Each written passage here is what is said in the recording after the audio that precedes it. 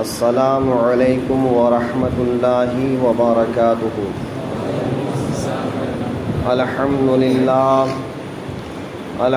للہ رب العالمین والعاقبۃ للمتقین والصلاة والسلام علی سید المرسلین وعلی آلہ واصحابہ اجمعین، اما بعد فاعوذ باللہ من الشیطان الرجیم، بسم اللہ الرحمن الرحیم۔ ان المسلمین والمسلمات والمؤمنین والمؤمنات والقانتین والقانتات والصادقین والصادقات والصابرین والصابرات والخاشعین والخاشعات والمتصدقین والمتصدقات والصائمین والصائمات والحافظین فروجهم والحافظات والذاکرین اللہ کثیرا والذاکرات اعد اللہ لهم مغفرۃ واجرا عظیما۔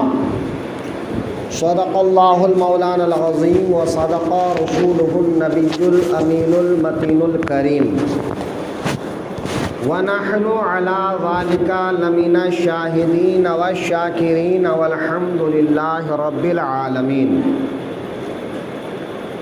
قرآن عظیم کی جس آیت کریمہ کی تلاوت کا شرف حاصل کیا، اس کی روشنی میں کچھ دیر گفتگو کرنے سے قبل آقائے نامدار، مدینے کے تاجدار، ہم غریبوں کے غمگسار، شہنشاہ ذی وقار، سید ابرار و خیار، ارواح و نافدار حضرت محمد مصطفیٰ صلی اللہ علیہ وآلہ وسلم کی بارگاہ میں درود و سلام کا نذرانہ محمد پیش کریں۔ اللہم صلی علی سیدنا حبیبنا شفیعنا نبینا و مولانا محمد بارک وسلم، صلاۃ و سلاما علیک یا رسول اللہ صلی اللہ تعالی علیہ وآلہ وسلم۔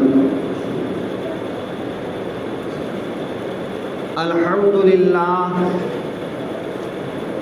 ہم سب نے ماہ رمضان اچھی طرح گزارے۔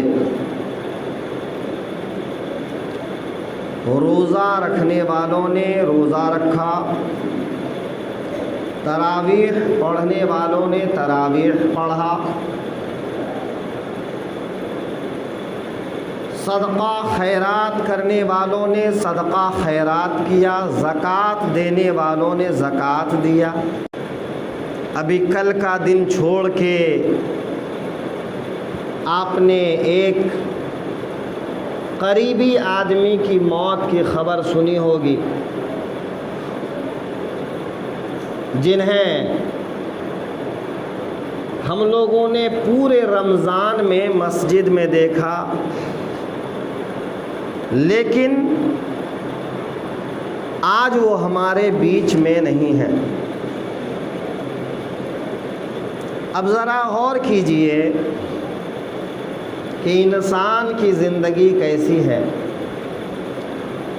وہ شخص جو ہمارے ساتھ عید سے پہلے عید کے دن تک مسجد میں رہے اور آج قبرستان میں ہے، کوئی بیماری نہیں، کوئی پریشانی نہیں، ہنستے کھیلتے زندگی گزار رہے تھے، اچانک موت کا بلاوا آیا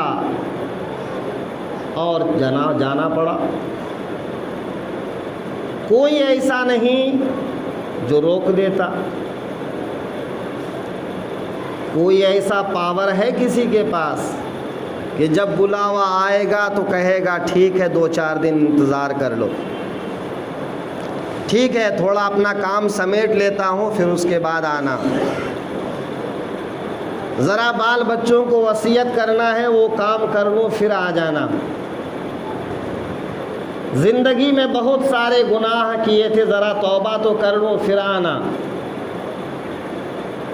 موت کسی کو مہلت نہیں دیتی۔ وَإِذَا جَاءَ أَجَلُهُمْ لَا يَسْتَقْدِمُونَ وَلَا يَسْتَأْخِرُونَ۔ جب کسی کی موت آتی ہے تو لمحہ بھر نہ آگے نہ لمحہ بھر پیچھے، اس کا وقت متعین ہے۔ کوئی نہیں ہے جو اسے ٹال دے، جو کوئی نہیں ہے جو اسے مؤخر کر دے، کوئی نہیں ہے کہ اس کو پہلے بلا لے۔ کتنے بھائی اپنی زندگی سے تنگ آ جاتے ہیں، موت کا بلاوا کیوں نہیں آتا، شکوہ شکایت کرتے ہیں، حالانکہ کسی کو بھی موت کی تمنا کرنا جائز نہیں ہے۔ اللہ نے جو زندگی دی ہے اس زندگی کو نعمت سمجھنا اور اللہ کی رضا کے لیے زندگی گزارنا، یہ مومن کی شان ہے۔ کسی کے لائق نہیں کہ کوئی موت کو بلائے، اس کی تمنا کرے، اور کسی کو یہ بھی لائق نہیں ہے کہ وہ موت کو بھول جائے اور یہ سوچے کہ زندگی ہمیشہ کی ہے، یوں ہی چلتی رہے گی۔ یہ سب انسان کا ذہن ہے، ورنہ ایک قدرت کا نظام ہے جس نظام کے تحت دنیا کی زندگی رواں دواں رہتی ہے۔ مگر یہ زندگی ہے کیا؟ لِيَبْلُوَكُمْ أَيُّكُمْ أَحْسَنُ عَمَلًا۔ اللہ نے زندگی پیدا کیا ہے، موت پیدا کیا ہے تاکہ وہ تمہیں آزمائے کہ کس کے عمل اچھے ہیں، کس کے عمل اچھے ہیں۔ عمل سے انسان کی زندگی کا اندازہ ہوتا ہے کہ اس کی زندگی کیسی ہے، اور پھر انجام کا پتہ چلتا ہے کہ اس کا انجام کیا ہے۔ ہمارے چودھری صاحب بیٹھے ہیں، جنازہ کے لیے جب ہم لوگ کھڑے ہوئے تو زمین اتنی گرم تھی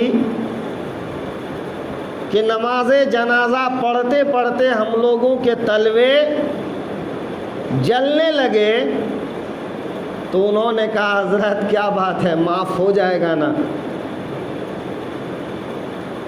ہے کہ نہیں؟ کہ ہم جو دنیا میں کر رہے ہیں کیا ہمارا گناہ معاف ہو جائے گا؟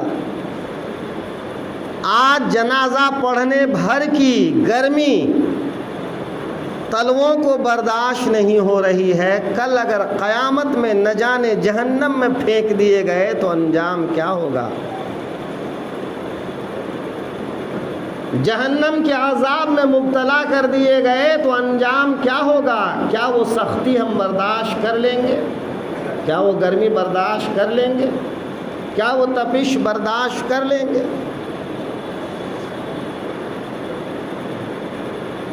جناب ابو طالب کے بارے میں آیا ہے کہ جہنم کا سب سے ہلکا عذاب ابو طالب کو ہوگا، کہ جہنم کی جوتیاں انہیں پہنائی جائیں گی، صرف جوتیاں جہنم کی پہنائی جائیں گی، مگر اس کی گرمی سے دماغ کھول رہا ہوگا۔ ابو طالب حضور کے چچا ہیں، حضور کے محسن ہیں، غمخوار ہیں، زندگی بھر انہوں نے حضور کی حمایت کی، لیکن کلمہ نہیں پڑھا تو اس کا عذاب یہ ہوگا کہ جہنم کی جوتیاں پہنائی جائیں گی، مگر ان جوتیوں کی گرمی کا یہ عالم ہوگا کہ دماغ کھول رہا ہوگا۔ جوتیاں کہاں ہوتی ہیں؟ پیروں میں نا، پھر دماغ کیوں کھولے گا؟ معلوم یہ ہوا انسان کا پورا جسم ایک دوسرے سے جڑا ہوا ہے۔ جب جسم کے ایک حصے کو تکلیف ہوتی ہے تو پورا جسم اس تکلیف کو محسوس کرتا ہے، مگر مسلمان ہے جب اس کا بھائی رو رہا ہوتا ہے تو اسے کوئی فرق نہیں پڑتا۔ पड़ोसी भूखा सो जाए उसे कोई फर्क नहीं पड़ता, भाई का बच्चा बीमार हो जाए उसे कोई फर्क नहीं पड़ता। जरा गौर करें, तो जहन्नम के अजाब का ये आलम, दुनिया उसी जहन्नम से बचने की तैयारी के लिए है और जन्नत के हुसूल की तैयारी के लिए है। जहन्नम से बचना और जन्नत की तैयारी करना, इन सब के लिए अल्लाह ने अहकाम मुकर्रर किए। नमाज पढ़ो, रोज़ा रखो, हज करो, ज़कात दो, सदका खैरात करो। इन सब का मकसद क्या है? वही आखिरत का अंजाम, कि आखिरत का अंजाम बेहतर करो, बुरे अंजाम से बचो। एक इंसान का मकसद हयात ही यही है कि वो दुनिया में एक अच्छी ज़िंदगी गुजारे। अच्छी ज़िंदगी का मतलब एक इज़्ज़त की ज़िंदगी, आबरू की ज़िंदगी, वक़ार की ज़िंदगी, सब्र की ज़िंदगी, शुक्र की ज़िंदगी, ईमान की ज़िंदगी, अमल की ज़िंदगी। इंसान एक अच्छी ज़िंदगी गुजार कर इस दुनिया से जाए तो जाने के बाद लोग कहें आदमी अच्छा था, और फिर अल्लाह ताला के फरिश्ते इस्तक़बाल करें कि अल्लाह का नेक बंदा आया है, अल्लाह का इबादत गुजार बंदा आया है। कुरान पाक में अल्लाह ताला ने मुसलमानों की बेशुमार फजीलतें बयान फरमाया है। अक्सर मौके पर अल्लाह ने जब अच्छे आमाल का जिक्र किया तो उनमें मुज़क्कर का लफ्ज़ इस्तेमाल हुआ है, यानी मर्द हजरात को मुखातब किया गया है।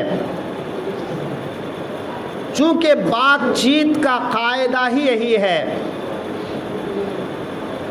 कि मुज़क्कर असल है और मुअन्नस उसके अंदर दाखिल है।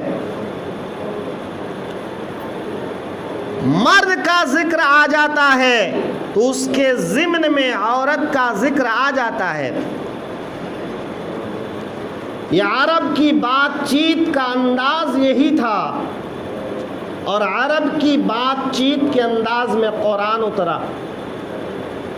तो कुरान पाक में भी अक्सर जगह पर अल्लाह रब्बुल इज़्ज़त ने इसी अंदाज से खिताब फरमाया मुमिनीन से, मुस्लिमीन से, ईमान वालों से, जिनमें मर्द का जिक्र पहले आया।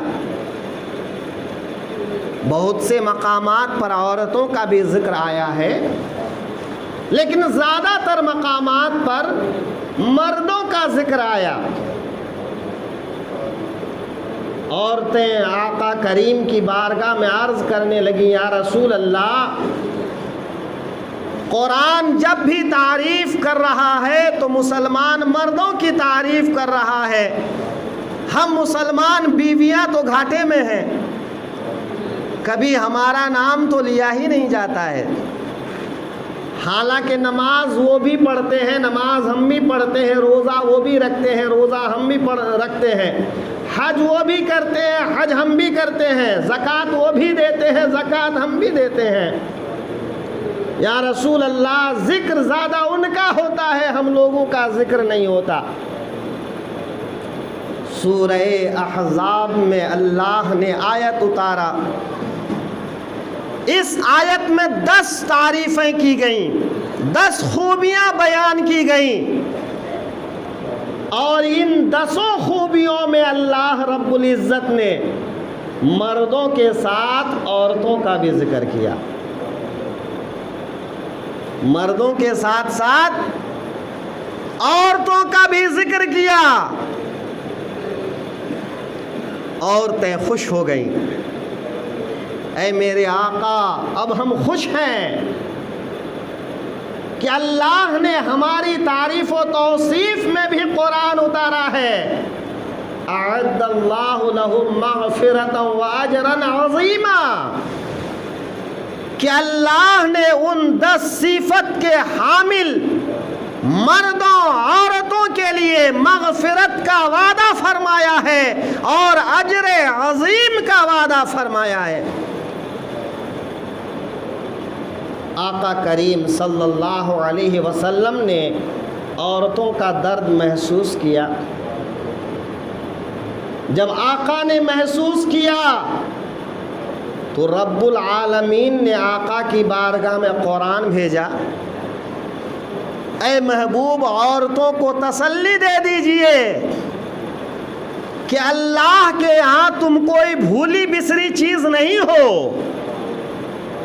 اللہ کے یہاں تمہارا بھی ذکر ہے، تمہارا بھی نام ہے، تمہارا بھی احترام ہے.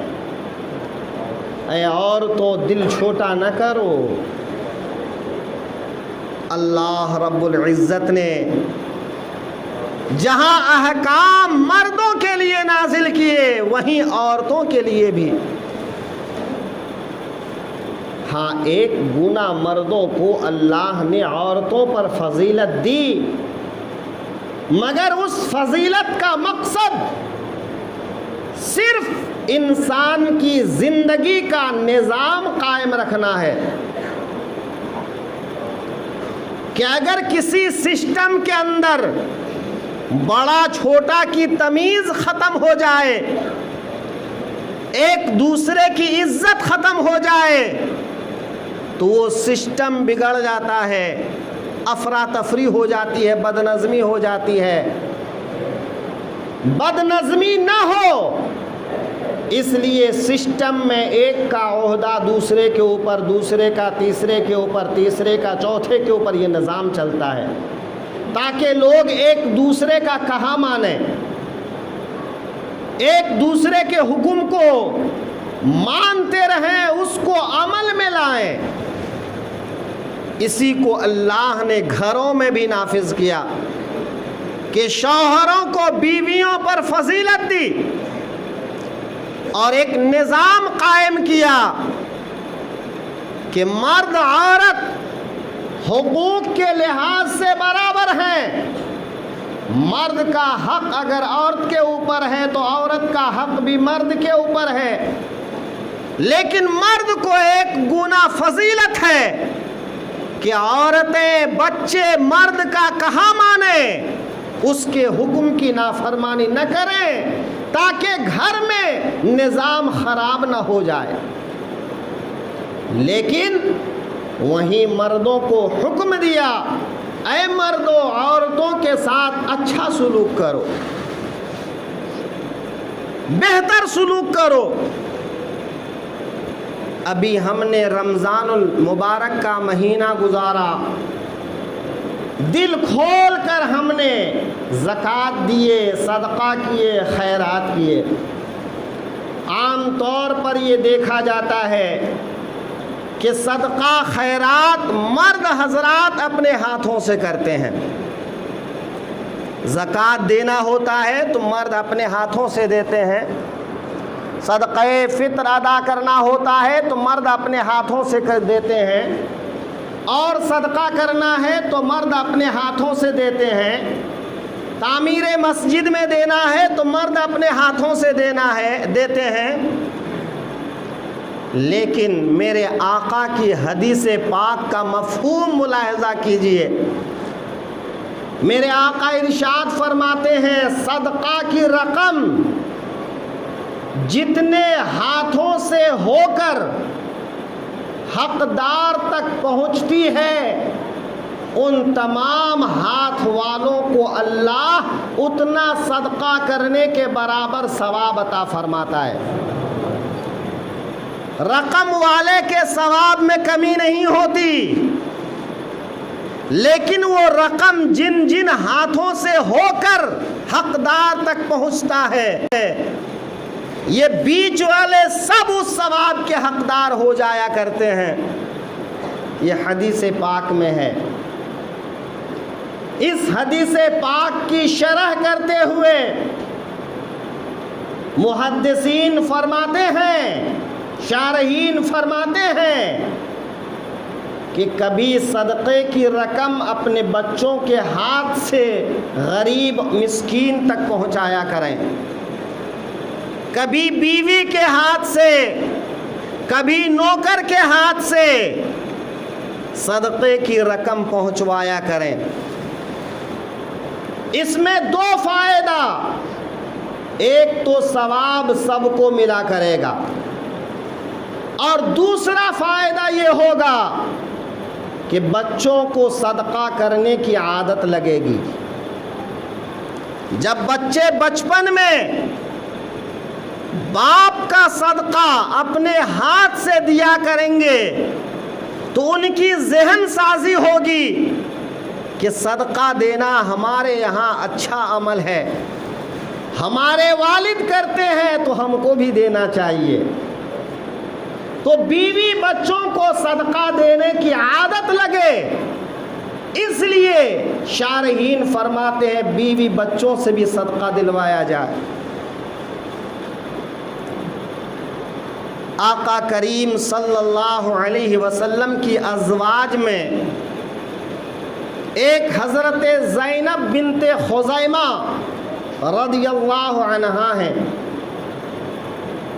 ان کی کنیت ہے ام المساکین۔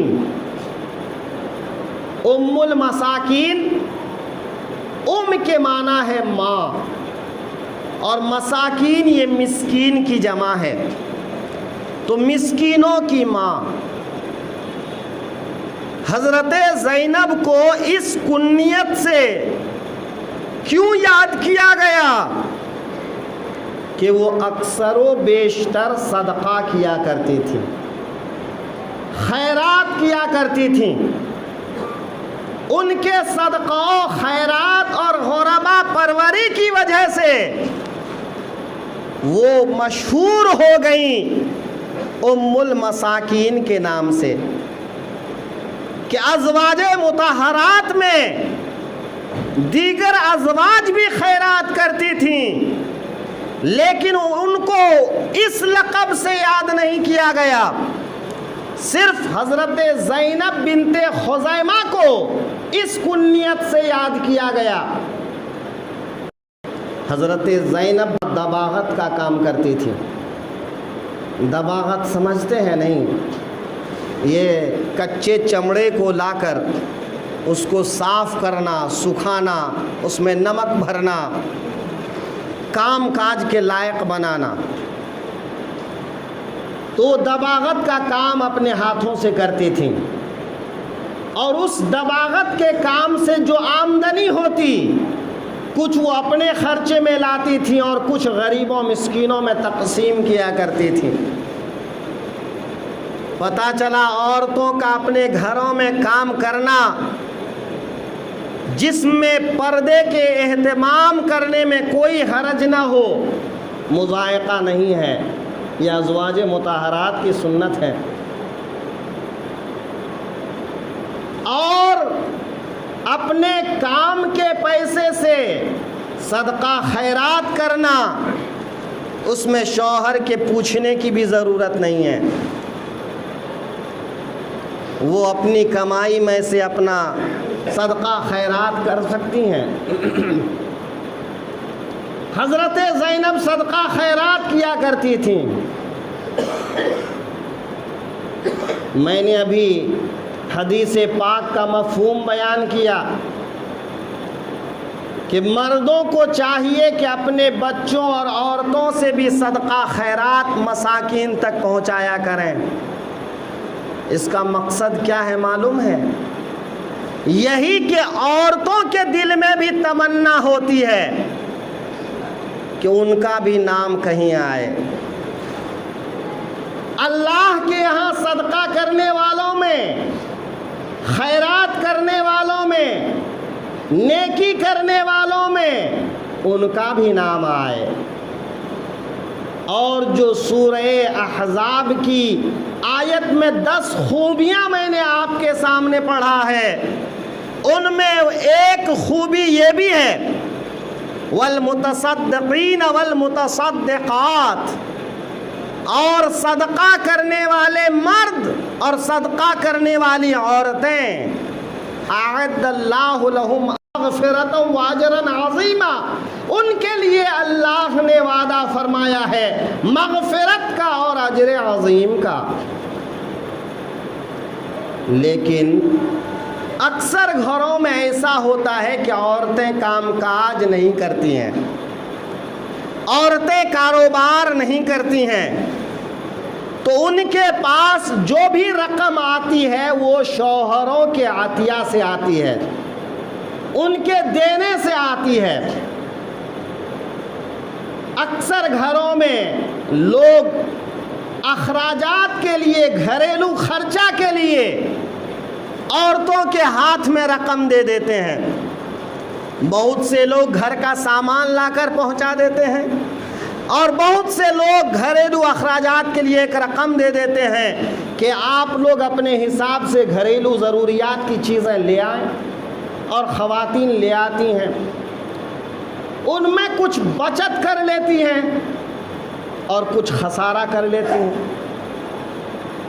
بھئی کبھی ایسا ہوتا ہے کہ جناب اس مہینے آپ کی خرچی میں سے گھٹ گیا ہے اور لائیے، اور کبھی ایسا ہوتا ہے کہ خرچی میں سے تھوڑا کچھ بچ گیا ہے، تو کبھی شوہر واپس بھی لیتے ہیں یا اگلے مہینے میں شفٹ کرتے ہیں، اور کبھی کبھی وہ رہ جاتا ہے عورتوں کے پاس۔ تو اکثر ایسا ہوتا ہے کہ عورتوں کی بچت کا ذریعہ وہی خرچی بچت ہے کہ اس میں سے وہ جو بچا لیں، کبھی ان کو کپڑے وغیرہ کے لیے دیا جاتا ہے تو ان میں سے جتنا وہ بچا پائیں بچا لیں۔ تو کبھی کبھی خواتین اپنی بچت میں سے صدقہ کر دیا کرتی ہیں، اور کبھی کبھی نہیں بھی کر پاتی ہیں، لیکن ان کے دلوں میں بھی تمنا ہوتی ہے کہ وہ بھی کچھ اللہ کی راہ میں خرچ کریں۔ تو جن کو اللہ نے حیثیت دیا ہے، اگر آپ اللہ کی راہ میں خیرات کرتے ہیں تو کچھ رقم اٹھا کر خاتون کو بھی دے دیا کریں کہ محترمہ یہ اپنی طرف سے آپ بھی صدقہ کر دیں۔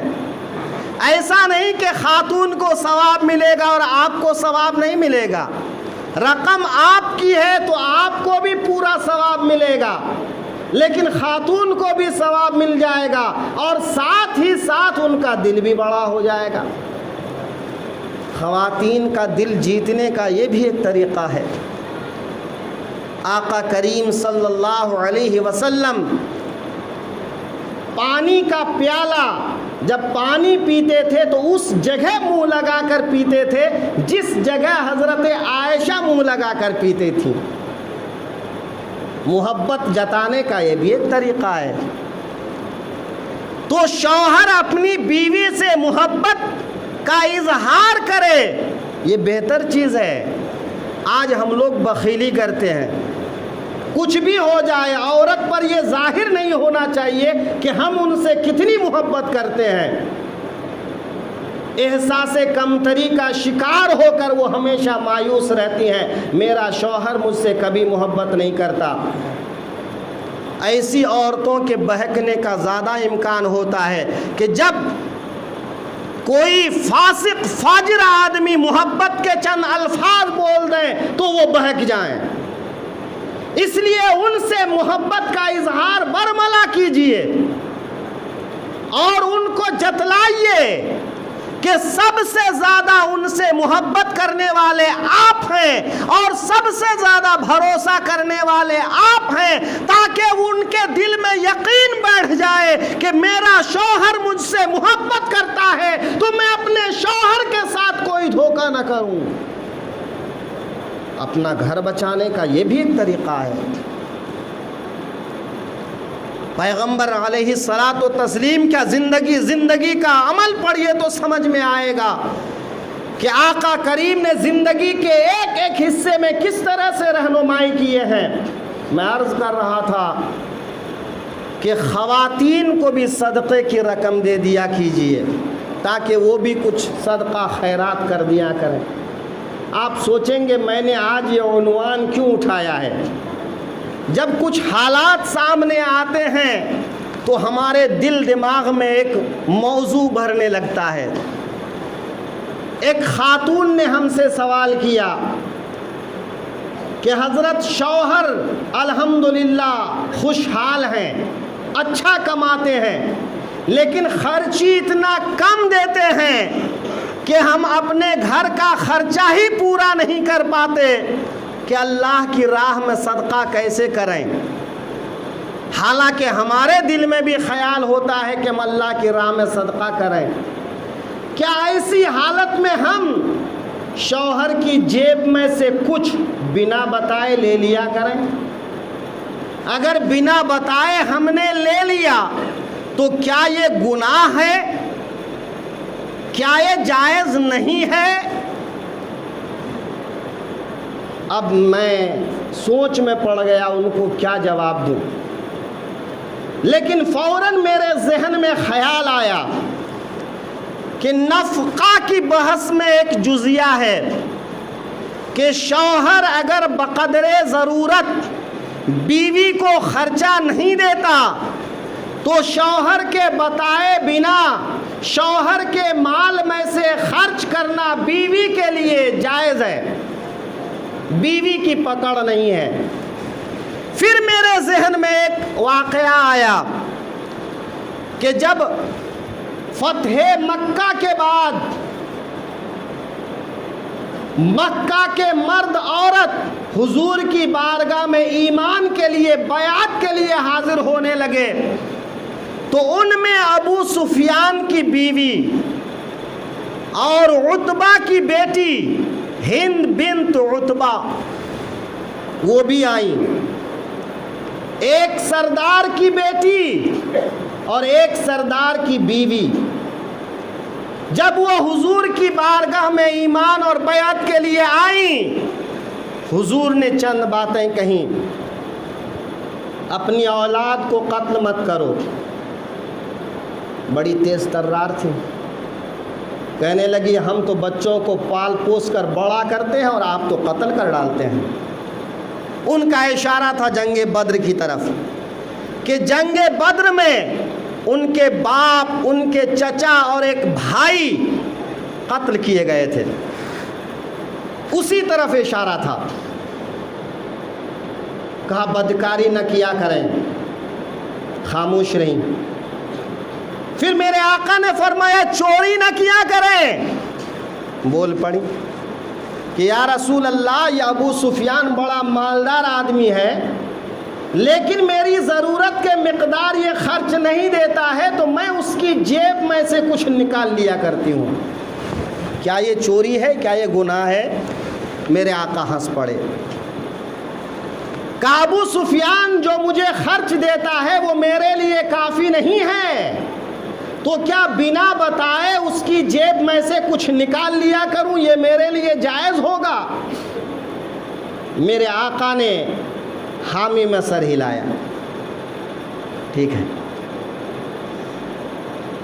یہ واقعہ فوراً میرے ذہن میں آیا کہ ہند بنت عتبہ ابو سفیان کی بیوی کے سوال پر میرے آقا نے ہاں میں سر ہلایا تھا تو میں نے اس خاتون سے کہا ٹھیک ہے، لیکن اتنا نہیں نکالیے گا کہ ان کو نقصان ہو جائے، تھوڑا نکالیے گا، ہے نا؟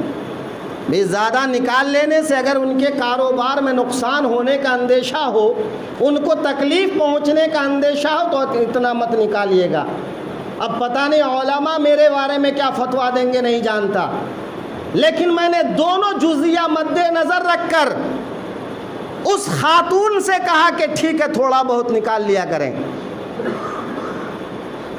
اب دوبارہ مجھے یہ فتویٰ نہ دینا پڑے اس تقریر کے بعد، آپ حضرات خود ہی دے دیا کریں، ہے نا؟ تو بھائی جب کوئی واقعہ سامنے آتا ہے تو تقریر سامنے آتی ہے۔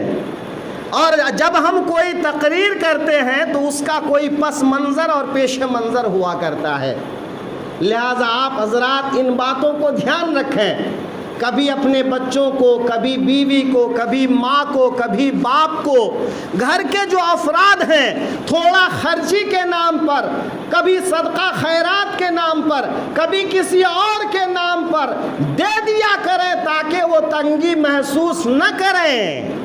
اللہ آپ سب کو اجر عظیم عطا فرمائے، دنیا آخرت میں بہترین جزا عطا فرمائے۔